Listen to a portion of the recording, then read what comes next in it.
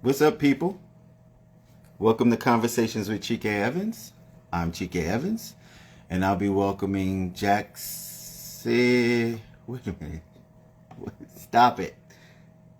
I'll be welcoming Jack SEAVOR McDonald. Y'all are crazy. Thank you. Please subscribe to my YouTube, please. I appreciate it. All the support.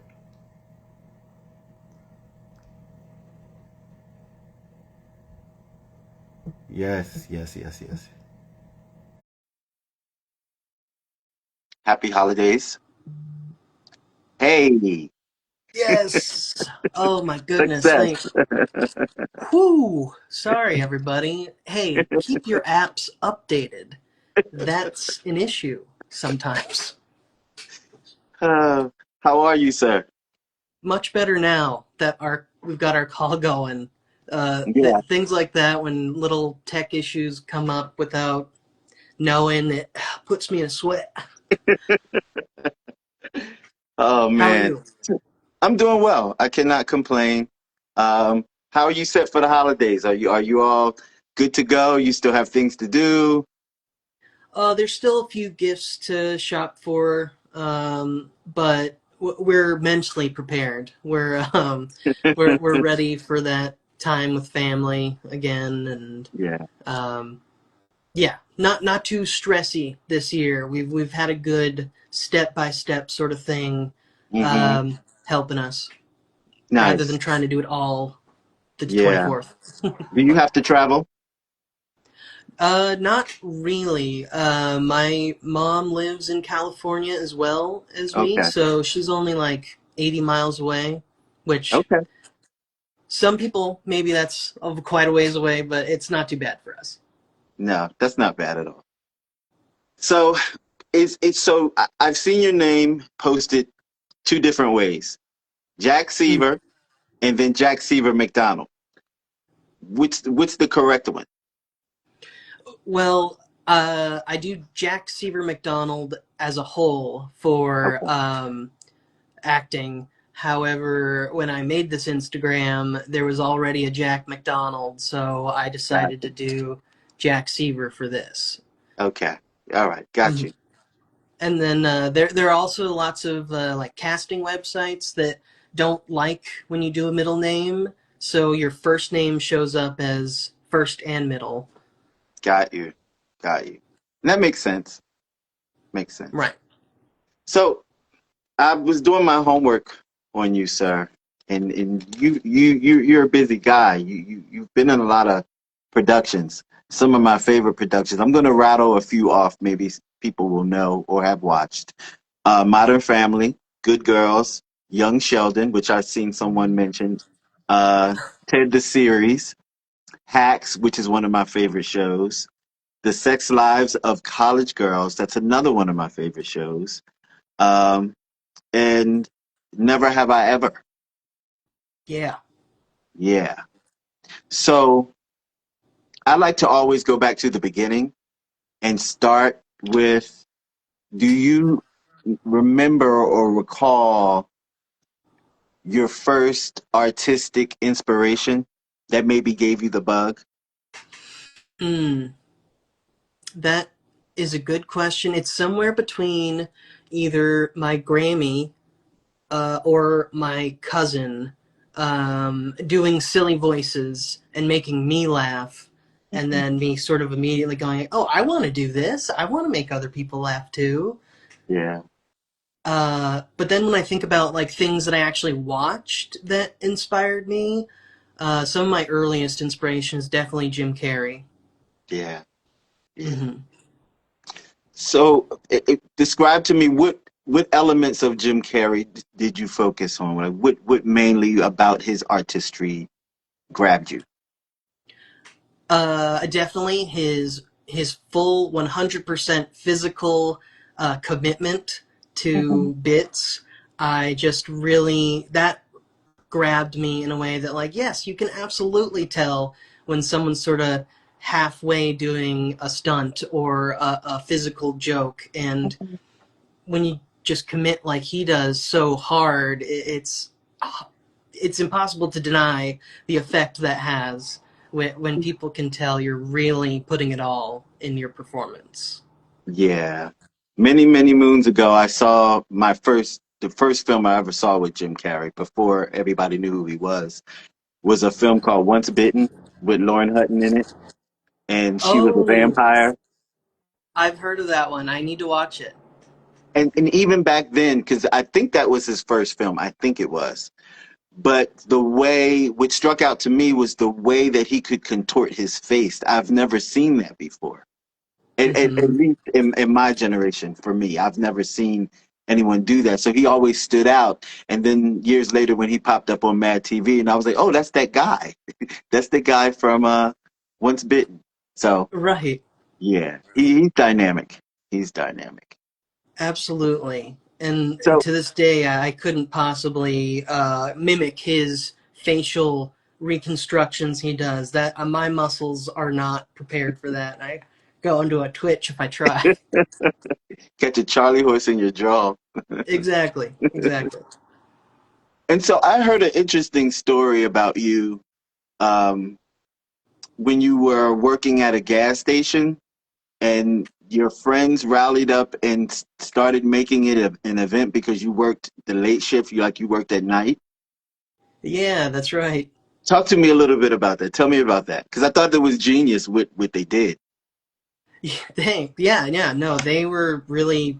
I mean, they are funny, great people. So it was just a classic. You're in college and you need a job to survive, and that was the first job that I like turned my head and there was a help wanted sign there, and I thought, well, I don't see why not. I'll take this job. And my friends were telling me, hey, maybe that's not a great idea to be awake all night before going into school. Yeah. But I was just so, well, no, I need a job. I don't know. I'm just going to try this. But my friends, the main one that really was into this whole idea was Casey. He's an artist that made up posters for me being at the gas station, and we were just riffing. And he said, like, "Oh, what would your like character name be? This guy who's working at a gas station." And we came up with Graveyard Jack. And so that was my little moniker at Cal State Fullerton when I was going there for a while and working at the gas station. Wow. And so people would come up and just spend time with you while you were at work to help keep you woke. Exactly. Yep. So I would it do actually some. became an event. It became an event. Right, yeah. Some people were coming just to visit and buy some snacks, but other times I would have to do play rehearsals for school in the Okay. gas station. People would come meet, and we would do a rehearsal for a scene for class, and then I'd have to, oh, hold on, guys, there's a customer. I gotta, I gotta give them gas or a pack of cigarettes. And then there was one night where it really popped off, where my friend Casey and another one of my actor friends, Aaron, concocted this entire skit and costumes where Casey was wearing a chef's uniform and hat, and then Aaron was my date, and they set up a little table in front of me in my workspace and started this scene and like putting down food in front of me to pretend to be on the date, and it was very sweet. I was so touched that they'd put in so much effort into something funny and just one off like that. Tell me, well, I'm going to ask you a question, but I want to say something first because a Mm. lot of artists share with me one of the hardest things for them is the support from the people that are closest to them and around them. Either they have their support and sometimes they do not have the support. And it seems to me you had a very tight friend base and they really believed in you and they were willing to support you in your endeavors. How important was that to you? Now that you can look back on that with your hindsight, and how valuable was that? It was incredibly important. It helped me extend that period of work and earning enough money to survive over there, only because those friends were coming and visiting me and helping keep my spirits up. Because Hmm. aside from being tired, working a graveyard shift at a gas station is just demoralizing work at all, Hmm. um, whether it's daytime or nighttime. But Right. yeah, they really helped keep the spirits up that I needed to push through that job as long as I could Hmm. until uh, it sort of double-edged sword got me fired eventually. I'm sure Uh, that wasn't pretty.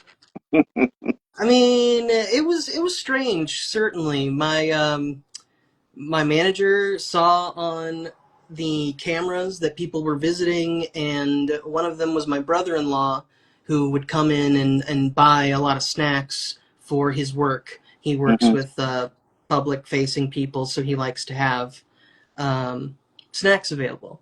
Right. And he would lean on the counter on like his hip, and she decided that that was not cool because it was not meant for that.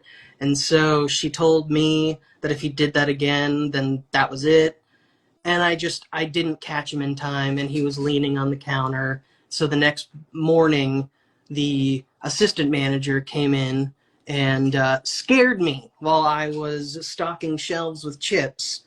And I was so confused by that. I was like, hi, okay. Anyways, I'll see you later. And he said, oh, wait, you have a write up that you need to sign. And I said, oh, okay. Because of the counter? Yes, all right. And then he said, wait, did you read that paper? And I said, no. Oh, I've been terminated. Wow. Okay. And then I asked him, why'd you scare me when you came in when you knew you were about to fire me? And he's like, just to lighten the mood. So What? it didn't work. So, I mean, you could look at it another way also, too. You bringing people into that space, you were creating more business than it would normally have had. I don't Right. know. I think I may have looked at that part and be like, Jack's good for business. I'm sorry.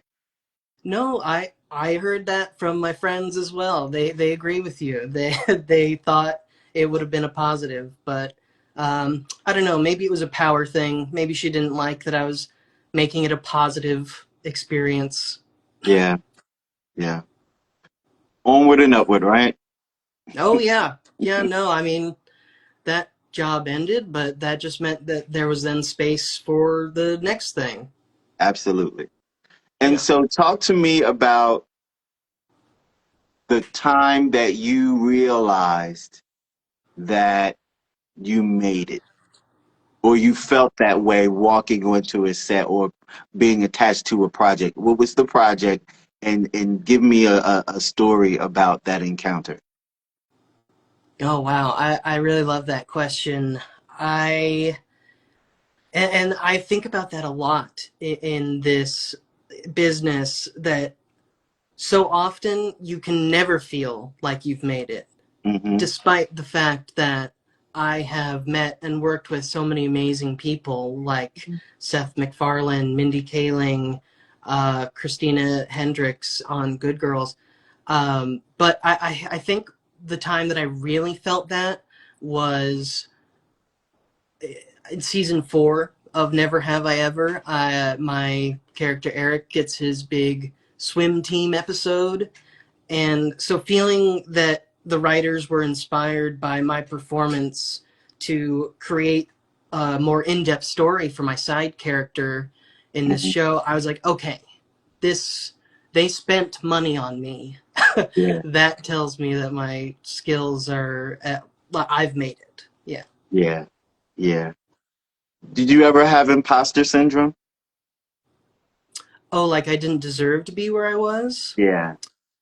Um, in the spelling bee in elementary school, or middle school, I won the school spelling bee, and it was like through a technicality because me and the other guy both got a word wrong. So then we went to a whole new word instead of just me being out, and then I won. And then I was so rude. I didn't care enough about the spelling bee like Dean did, and he should have won. But uh, but otherwise, in my acting career, I really do feel like I work hard for uh, everything I do get. And when you're going through auditioning processes like this, and there's so much rejection, Mm-hmm. um, it can just oh dear, I've lost my point. What was the Imposter syndrome. imposter syndrome? Yes. No, every time I get to be cast in a role or something, I'm always like, oh, thank goodness. Uh, like they're seeing me and agreeing that I can do this part for them. Yeah, Um, so in my performance abilities, I've been working on them my whole life. So I don't think I get too much imposter syndrome with that. yeah. Do you like auditioning? Sometimes. There are plenty of times where auditioning is a fun experience and you meet other actors in the industry. You meet the 12 guys that look exactly like you that are pulled into the same auditions. Right. Um, but it's just parts around auditioning, parking when you're going to a casting office is one of my biggest anxieties, worrying about it. Um, but once I actually get in that room, I do feel like, okay, it's my time. I'm prepared. I'm ready to go. But Mm, the lead up to the audition is probably not a part I like. yeah. Now, so because now we have the whole self tape thing. Do you prefer being in the room or do you prefer self tape? Hmm. I like the fact that self tapes, I can do as many takes as I want until I feel like I've got it. Mm-hmm. But there's also a really nice energy and chemistry you get when you're in the room with the casting people. Yeah. So, for the most part, I really enjoy self taping through my control over it, my ability to make it the best audition for them. Right. And I really don't like driving too far or in traffic. So sometimes, yeah, I would say it's just barely more than auditioning in person. Got you. Have you ever been privy to any of the conversations that they have when one walks out of the room after an audition? Yeah, one of my first projects called Love in Merino Valley, available on Amazon Prime, um, to rent or buy. I think I don't think for free. That director Stephen Huffaker went on to do another project that I forget the title of now, but he brought me in to audition with people and be a reader Hmm. for it. So I did get to hear what they say once the actor leaves and what they're looking for. And Hmm. all the different variables that line up that are out of the actor's control. Yeah. I'm sure that having that knowledge made you sharper going in the room after that because you kind of got a feel for where their headspace is. Yeah, exactly. And how surprisingly little of it is personal. Right. Right. Right. And that is a huge comfort to me to know that, hey, we're all just getting through this work right now. And hopefully I'm exactly what you're looking for, not necessarily hopefully I'm good enough. Right. And that is important to know if you're watching and you're wanting to be an actor, that when you go into an audition room, don't think about your skill, just about the scene in front of you and what they are after. And that's Hmm. very helpful for nerves, I found. Yeah. Early on when you were starting out and you were auditioning, How did you deal with the rejection? Well, typically, if it really got to me, starting out, you hear already how difficult it is to make it in this business, especially before you're even in it as a child. If you want to be a performer, adults tell you better be ready to do something else. Um, and so going in already knowing that, the rejection just sort of felt part of it. Hmm. And I was okay with it when, they're smaller projects. Is when I was starting out, that's how I felt, at least. Right. Because then you get, oh, whoa, this is an audition for a real TV show, and with celebrities acting, and then that kind of audition gets in your head to the point where the rejection weighs so much more. Yeah. um, for me personally, I'd probably go take a nice warm bath about it. That's a good coping mechanism. Yeah. What's the best piece of advice you've gotten from um a seasoned actor? Like more so than yourself, like someone you look up to. Oh, of course, of course. The actor Utkarsh, I am not sure how to say his last name, but he's on Ghosts. He Hmm. is the main husband. um, he once gave me great advice on the set of Never Have I Ever. I was talking to him about how I really liked making skits for Instagram videos, but lately my self doubt and things like that were stopping me, because I'd be halfway through an idea before I just decided that it wasn't worth continuing. And he told me, just do it. Don't worry if it's not funny. Be artistic and make your art. And I was like, you're right. It doesn't need to be good or perfect. If you have an idea, you should think about it and try and, yeah, Yeah. do something with it. Yeah. So do you have moments where you feel like, because I know I have moments when there's a lull, I feel like I'm going to bust open because I need to get stuff out. Either I need to write or if I need to go perform somewhere. No, I call those the restless periods because I get very restless and I need to do something. Do you have ever have moments like that? Oh, absolutely. My main outlet for that is usually comedy improv. Hmm. And I do have periods where I don't have any teams practicing or any shows going, and I get restless and very uncomfortable. Like I want to go make people laugh. I want to go perform. And that's usually when I do get a Instagram video pushed out of me, because I'm like, I need something. Yeah. What was your first big project? Like the one where the set amazed you, the actors you worked with amazed you. Which project was that? There was this show called Why Women Kill on CBS. I was on that as a young Nick Frost, Hmm. and that was my first time getting to do an accent for a role. That was really exciting because I grew up loving doing accents and silly voices, and to be paid to do it is an actor's dream, of course.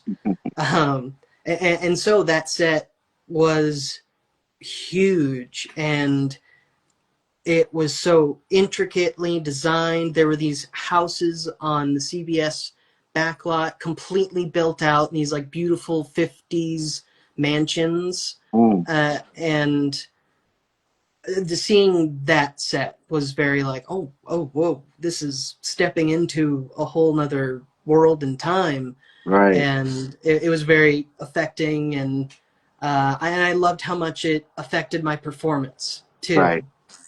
You never And I was until going to go you're there next. yeah. With costuming and the aesthetic and everything around you supporting the idea that you have to project. It helps. Oh yeah, big time. I Yeah. mean, sure, there's plenty of people who are very talented on just a green screen as well, but we need these physical sets to just give more people work, to make it more believable, to inspire those actors. It all centers around getting those human artists together. Yeah. How did you navigate when there was COVID? Because I know it was really tough on the acting community. Yeah. Uh, so sorry, could you hear that plane? Barely. Oh, okay, great. Um, so during COVID, that was I got to love the self taping because nobody was meeting in person for that, Mhm. and by the time that the studio had decided it was safe enough with proper guidelines and people testing every day, I was just sort of like, okay, ready to obey whatever the guidelines were. And it was so exciting to get back onto the set because before then it was just very like, I don't know what's going to happen, if Mhm. we're going to film anything ever again. But I was very lucky to be with my spouse Joe during that time, and so we had each other to lean on and entertain each other and get that performance satisfaction too. Yeah. Yeah. That's good. So what's going on with you now? What's now and what's in the future? Because I know you have something coming up. You have two things coming up, don't you? Two What? films. Two films. Right. Yes. Yes. Well, there was Ick that was released this summer and is also available on Prime, and then movie that I finished work on that has not been released yet, but is being worked on. It's in post. Is called Or Else. It's a horror comedy as well, just like Ick was, but completely different stories. Not sci-fi, and I get to play a supportive role to the main character of that is pretty new for me. It's most I wouldn't say the part is dramatic, but my character isn't immediately comedic. He's Okay. really more sweet, I would say. Okay. Uh, yeah, and then well, that was there a different one that I'm not mentioning that you knew? No, those were the two. Those were the Okay, two. great. Yeah. I was like, oh my gosh, my files are off. Do you have a favorite project? Like where you really love your performance and you like maybe you wowed yourself? I I'm very proud of my work in Ted, the first Mhm. season actually. I mean, I'm proud of my work in the second season as well. Someone was asking that earlier. The second season was announced today for Yes. Ted, March 5th. But my work in the first season was also not. I mean, it was comedic because it's Ted, but my character wasn't making any jokes. He was just a mean bully in a funny situation. Right. And yeah, I really valued that experience, getting to work that dramatic muscle on a comedic set. Yeah. That was a very special experience. And when I watch it back, I do feel like, wow, okay, I got there. This is working for the story. Yeah. I like watching myself. I don't know. Do you ever like watch back any of your art or feel a certain way? So when as far as my interviews are concerned, I do it especially if I'm going back to the same subject. Like if I interviewed them in the past, I'll look at what I've done in the past for reference for what I'm about to do. But my acting, I don't know because I think it makes me doubt myself a little bit. Hmm. Because sometimes I look back and I'm like, oh, maybe I should have made a different choice here, or I could have played it this way. And I hate thinking that way because then the regrets start. Maybe I should have done this, or maybe I should have done this. So I just kind of leave the performance where it is and move on. Yeah, I Yeah. totally understand that. I mean, it's also so. up to the editors what Yes, which one of your performances they pick. yes. That at a certain point you can also just be like, hold on, there's a better performance on the cutting room floor somewhere. I don't know what happened there. Or the one that you know that you killed it, and you just knew that that was the one, and that's not the one that was kept. Exactly. Yeah. Yeah. Luckily, I haven't experienced that too much, but it it does happen. What type of actor do you like working with? I like working with an actor who can go in and out in between the actual scene and then being themselves, taking direction. Hmm. I'm not a huge method fan, but I think maybe it's possible there have just been a few bad faith users of method that Yeah, kind of ruin it. But yeah, yeah, I prefer an actor to work with that has a good distinction. yeah. No, I hear you with that. And also too, I like to be open. I Hmm. like room for play. Absolutely, I agree with that. Yeah, I couldn't act with someone who is like thrown off by improv because Yes, yes, after take three, I'm usually adding something here or there yeah, somewhere. yeah. Because Yeah. sometimes in the middle of a performance, you can realize a difference or what you could do better, and it causes for you to improv. Yeah, So, exactly. Yeah. So if someone was like not able to work with my improv, that would be I could do it. I could do it. I can believe in myself, but it would be much more difficult. yeah. Oh, we have a legend popped in the room. Hi, Auntie Melba Moore. I'm not sure if you know who Melba Moore is. She is an award-winning Broadway singer, R&B singer. Like Oh Melba my Moore is gosh. like the truth. Whoa, hello. Thank you for coming. I love Broadway. Yes. So when you're on set and you're going over your lines, right? And you get the opportunity to work with or maybe even rehearsal with someone whom you've looked up to. Describe to me what type of vibe that is for you. Mm, absolutely. Well, I did get to experience that in on TED with Don Lake. Hmm. He's the actor who pretends to be my character's father in Hmm. Ted. But if those who are watching aren't familiar, he's been in a lot of Christopher Guest movies, those improv, Waiting for Guffman, Best in Show, those types of movies.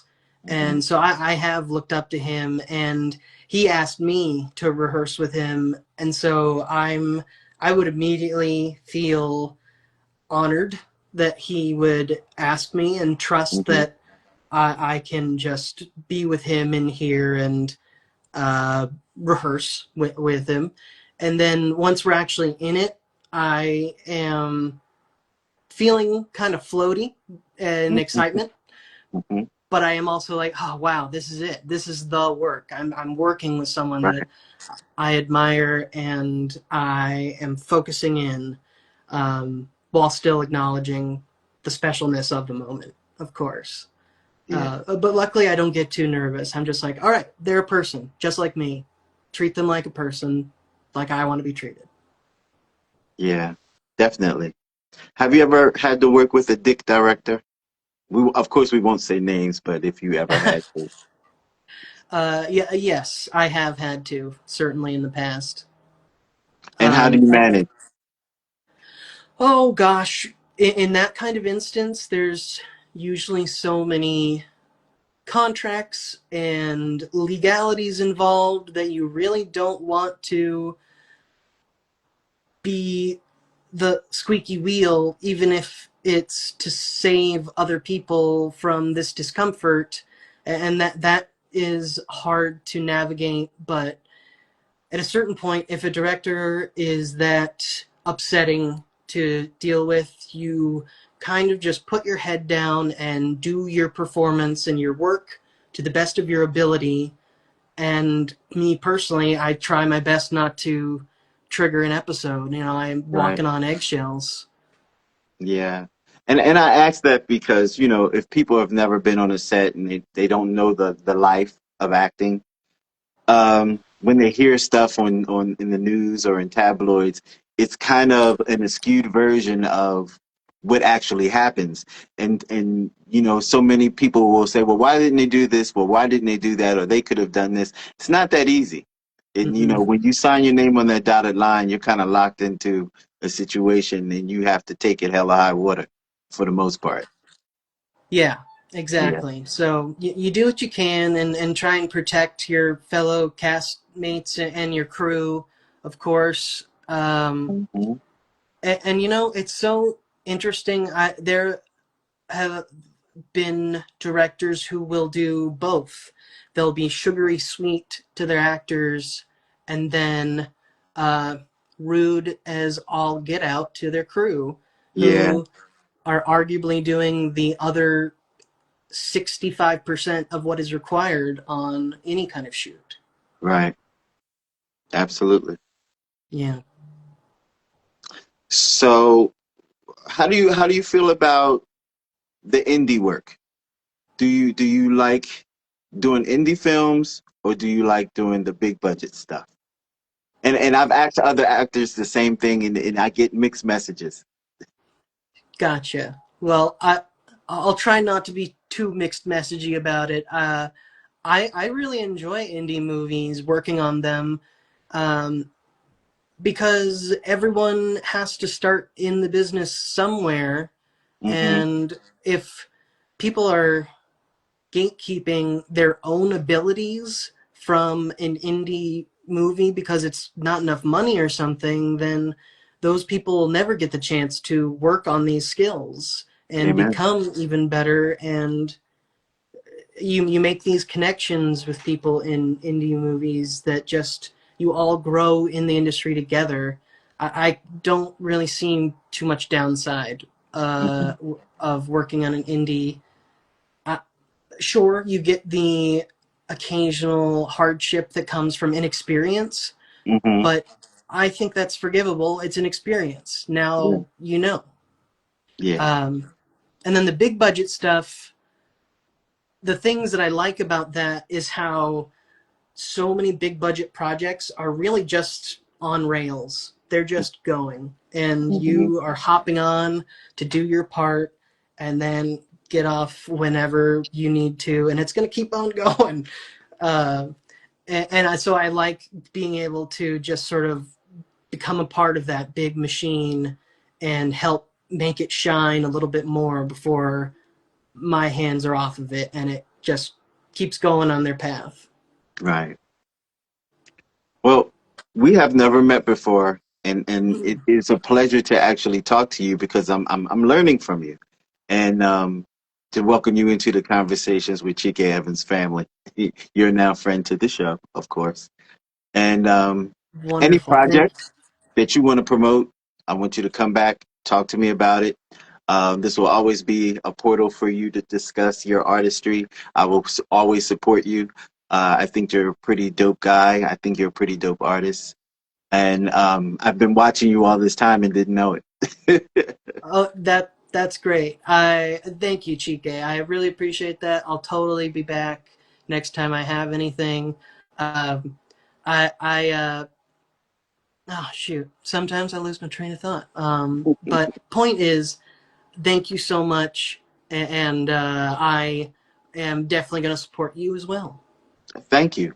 I'm not going to let you go just yet because I have a That's thing that fine. I do with my show where I get my guests to do a manifestation Hmm. or or scream out something on your bucket list. But I want you to use my porthole right here to put something in the universe for yourself, or not even necessarily for yourself, just anything. Okay, sure. I am manifesting a return to compassion in conjunction with logic. Mm, We can do both. We can have compassion and be logical. It's not one or the other. hmm I support that. I like that, brother. Yeah, yeah. Tell people where they can find you and keep up with you. And shout out your upcoming films one more time. Yeah, no worries. So you can find me right here on Instagram at Jack Seaver, or on TikTok sometimes at Jack Seaver, the number 8, Jack Seaver 8. And we've got Ick on Amazon available to rent or buy, and we've also got Or Else coming soon in the next year. And thank you so much for having me again, Chike. You're the best. Absolutely, brother. You're my new friend. I appreciate you. Sounds good. Happy holidays. Yes, happy holidays to you too. Thank you. Mhm.